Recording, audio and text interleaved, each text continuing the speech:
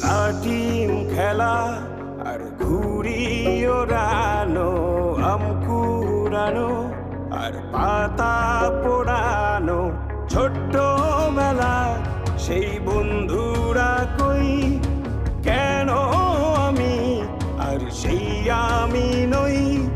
আজ অনেক বছর পরে খুঁজে ফিরি,